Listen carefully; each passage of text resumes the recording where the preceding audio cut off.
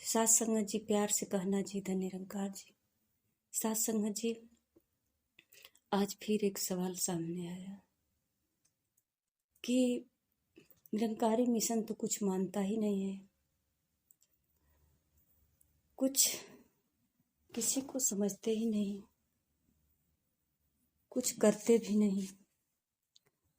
पर साथ संगत जी, निरंकारी मिशन बहुत कुछ करते हैं और करने के बावजूद भी कुछ नहीं करते हैं। उनका भाव भी यही होता है कि कुछ नहीं करते हैं और देखने वाले को भी लगता है, क्योंकि सत्संग जी देखने वाला का नजर केवल संसार पे ही रहता है और ये निरंकारी मिशन के जो सदस्य हैं ये समझते हैं कि हम तो कुछ कर ही नहीं पाएंगे, ना हम करते हैं। एक करण हाथ तो मालिक जो कुछ कराते हैं यही कराते हैं, तो जब जो करना होगा ये करा लेंगे। सत्संग जी, रही बात आपका कहना है कि बुजुर्ग व्यक्ति और बीमार व्यक्ति को धोती बाछी दे देनी चाहिए ताकि मरने के बाद वो बैतरनी नदी पार करे। शायद जो आपको बैतरनी नदी पार करने का सलाह दे रहा है, धोती बाछी देने का जो सलाह दे रहा है, उसे पता हो बैतरनी नदी कहाँ है और देखा भी हो, किसी को पार उतारा भी हो, तो वो तो कहेगा पर हमने तो कभी देखा ही नहीं, हमारे तो बाप दादा आज तक कोई बताया ही नहीं कि बैतरनी नदी कहाँ है। मेरा गुरु भी नहीं बताए, कोई संत महात्मा भी नहीं बता पा रहे हैं कि बैतरनी नदी हम देखे हैं, इस जगह पे है। हमारे चाचा दादा बाबा वो सब गए थे, धोती बाछी लेकर के पार उतर गए, तो हम लोग भी वो कर लेते। अगर धोती बाछी जो है छोटी पड़ ले तो सत्संग जी इससे भी बड़ी गाय बैतरनी पार करा दे। तो सत्संग जी बाछी पार कराती है, ये जिसको जानकारी है वो कर रहे हैं। इस बात की जानकारी हमें नहीं, और जो जानकारी नहीं होती है वो काम हम लोग नहीं करते। और रही बात हम लोग कुछ नहीं करते हैं, तो ये सत्य है कि हम लोग कुछ करते ही नहीं है। सब कुछ तो करन करावन हर मालिक है, तो ये मालिक करता है, हम लोग क्यों करेंगे। और हम हैं कौन करने वाले। ये संसार के सृष्टि का रचना मालिक है, तो जिस तरह से रचा है सृष्टि को जो इस प्रभु ने, वही वो सृष्टि चला रहा है। कितनी बार ये भजन को सुने होंगे, गाए भी होंगे, पर फिर भी इस पर विचार करना कठिन है ना। सत्संग जी, जो ये सृष्टि को बनाया है चला भी वही रहा है, पर दिख क्यों नहीं रहा है। ये सूक्ष्म है परमात्मा, ये कोई साकार और आकार में नहीं है जो ये आंखें देख सके, इन आंखों से नहीं दिखाई दे सकते, केवल महसूस कर सकते हैं। और सत्संग जी, सबसे बड़ी बात यह है निरंकारी मिशन में कि आपको तैरना है, तरना है, तो पहले अपने को जान लो। बैतरनी नदी कहाँ है वो तो बाद में जान लेना, पर तुम कौन हो इसकी जानकारी करने की बात कही जाती है कि हम अपने को जान लें कि हम अब हैं कौन। सत्संग जी कहते हैं, संसार जी अवतार बाड़ी में फरमाए हैं कि मानव तू भी अंश इसी का, इसी ज्योति की ज्योति है, कंकर के संग बना तू कंकर, वास्तव में तू मोती। सत्संग जी, ये परमात्मा का अंश एक गीत बहुत पहले से पुराना गीत है, गाते हैं, ज्योति से ज्योति जलाते चलो, प्रेम की गंगा बहाते चलो, प्रेम की गंगा बहाते चलो। राह में आए जो दीन दुखी, सबको गले लगाते चलो। सत्संग जी, इसका कैसे ये संभव है कि हम सबको गले लगाते चलेंगे और ज्योति से ज्योति, कौन सा ज्योति जलाते चलेंगे? ये बहुत पहुंचे हुए होंगे जो इस गीत को लिखे हैं कि ज्योति से ज्योति जलाते चलो और प्रेम की गंगा बहाते चलो। राह में आए जो दीन दुखी, सबको गले से लगाते चलो। तो आइए सासंगत जी, ए सतगुरु के चरणों में आ जाएं और अपनी पहचान कर ले, परमात्मा की पहचान कर ले।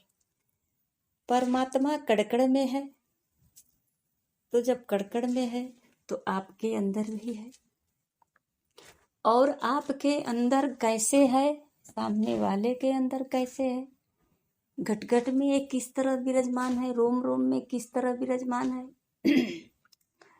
इस तरह का ज्ञान रूपी दीपक जब जल जाता है तो यही दीपक सत्संग जी, यही ज्योति सबके दिलों में जलाते चले जाते हैं। और जब सबके दिलों में ज्योति जल जाती है, वो प्रकाशित हो जाता है, सारे भ्रम भुलेखे और अंधकार से वो दूर हो जाते हैं। तो सत्संग जी, जब उनकी सारी भ्रांतियां खत्म हो जाती है, जब वो दूर हो जाता है भ्रम, ज्योति से ज्योति जल जाती है, तो सत्संग जी ये गुरु के द्वारा पता चल जाता है कि सब में एक ही ज्योति है और सबका शरीर बनाने वाला भी एक ही है, और वही है, वही भीतर और बाहर दोनों व्याप्त है। अभी तक तो मुझे पता भी नहीं था, वही शरीर के भीतर भी है और शरीर के बाहर भी है। तो सत्संग जी, अब तो प्रेम संभव है, और कोई भी आए राह में, किसी भी बिरादरी का दिन दुखी हो, सबको गले लगाते चलो। अब तो संभव है गले लगाना, क्योंकि हम अपने को लगा रहे हैं, परमात्मा को गले लगा रहे हैं। अगर वो गले लगाता है तो हमें भी यही एहसास होता है कि प्रभु मुझे गले लगा लिए। तो आइए सत्संग जी, निरंकारी मिशन इस तरह का ज्ञान रूपी ज्योति जला करके, सारे भ्रम को दूर करके, अब बाकी नहीं बचता। कहते हैं तुझे पार कहाँ करना है, ये जो संसार है भवसागर, इसी को खुशी से पार कर लेना। मतलब अपना पूरा उम्र हंसी खुशी से ये जीवन बिता लो, यही भवसागर है, और इसी में आसानी से जी लो, क्योंकि मानव जीवन अभी मिला है, फिर बाद में पता नहीं कब मिलने वाला है कि नहीं मिलने वाला है। सत्संग जी, एक बहन जी कहती हैं कि हमार पतोहिया बड़ी छेरियनी है, बड़ी तरक करेले, बड़ी झगड़ा करेले, बड़ा उल्टा सीधा बोलेले।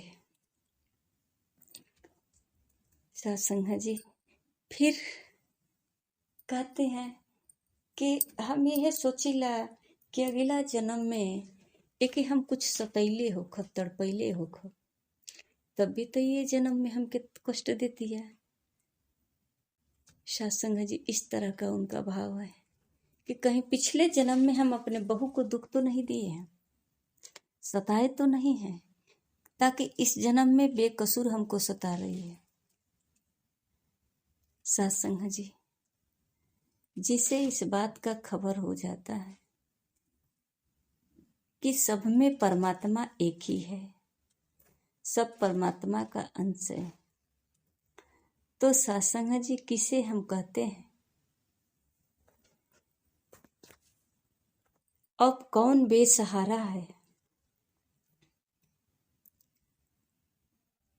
ये शरीर छोड़ने के बाद 5 तत्वों का जो शरीर है यहीं पे जला दिया जाएगा और ये आत्मा परमात्मा में विलीन हो जाएगी। अब पार कौन करेगा? तैरना कहाँ है? तरना कहाँ है? तो सत्संग जी, इस तरह का भ्रम जो है खत्म हो जाता है। और अगर सच में आप ये जानना चाहते हैं कि निरंकारी मिशन में क्या करते हैं लोग, तो एक बार गुरु के चरण में आ जा तो सही। आइए, एक बार जानने के ही लिए तो आइए। ये निरंकारी मिशन आपको मालो माल कर देगा। इतना तो जानकारी अवश्य हो जाएगी, दोबारा फिर धोती बाछी का नाम नहीं लेंगे। अगर कुछ बैतरनी नदी जैसा कुछ है तो हमें तो लगता है कि माँ के गर्भ से कुछ है ये नहीं है। अगर कोई ऐसी नरक की नदी है तो माँ के गर्भ ही है, इससे अधिक तो कोई नरके नहीं है। और इसमें रजा प्रजा साधु संत सब एक बार जाते हैं। अब कौन सा क्या अनुभव करता है, कौन अनुभव करता है, कैसे इस संसार में बाहर आते हैं, कितना पीड़ा झेलते हैं। सत्संग जी, सतगुरु के चरणों में आने से यहाँ जो है खुल्लम खुल्ला सब कुछ स्पष्ट किया जाता है, किसी किताब के सहारे नहीं। जैसा कि कबीर जी कहते हैं कि तू कहे कागज की लेखी, हम कहें आखन की देखी। यहाँ तो देखा देखी की बात ही नहीं, किताब कलम की कोई जरूरत ही नहीं है। अगर पढ़े लिखे लोग नहीं रहेंगे तो कैसे ज्ञान प्राप्त करेंगे, कैसे वो भक्ति भजन करेंगे? तो पढ़ाई लिखाई से भगवान को कभी प्राप्त नहीं कर सकते हैं। अगर भगवान को प्राप्त करना है तो भगवान को प्रेम से, और जब प्रेम का प्रगटाव होता है तो समझ लो भगवान की कृपा हो गई, क्योंकि भगवान का एक रूप प्रेम है। सत्संग जी, ये निराकार प्रभु चारों दिशा में है, कोई ऐसा स्थान नहीं जहां खाली है। लेकिन अभी भी अगर हमारे मन में संदेह बना हुआ है कि ये दिशा पवित्र है, ये दिशा अशुद्ध है, ये दिन अशुद्ध है, ये दिन अशुद्ध पवित्र है, ये स्थान, ये जो हम सोच रहे हैं सत्संग जी, एक भ्रम है। ये सारे भ्रम को खत्म करने के लिए गुरु से ही सहारा लेना पड़ेगा। और सत्संग जी, परमात्मा का अंश ये जीवात्मा है, जो इसे कहते हैं न शस्त्र काट सकता है, न पानी भिगो सकती है, न अग्नि जला सकती है, न हवा उड़ा सकता है। तो सत्संग जी, क्या कभी विचार में नहीं आता कि इसे देख लिया जाए क्या आप परमात्मा को मानते हैं कि इस संसार में परमात्मा है? अगर है तो कैसा है? कुर्सी पे बैठा है, टाई कोट लगा करके, या फिर धोती कुर्ता, जनेऊ या टीका लगा करके, बाल बढ़ा करके इस तरह से बैठा है, समाधि लगा करके, या फिर फटे पुराने वस्त्र में घूम घूम करके सत्य का संदेश दे रहा है? सत्संग जी, ये संत को पहचानना बड़ी कठिन है।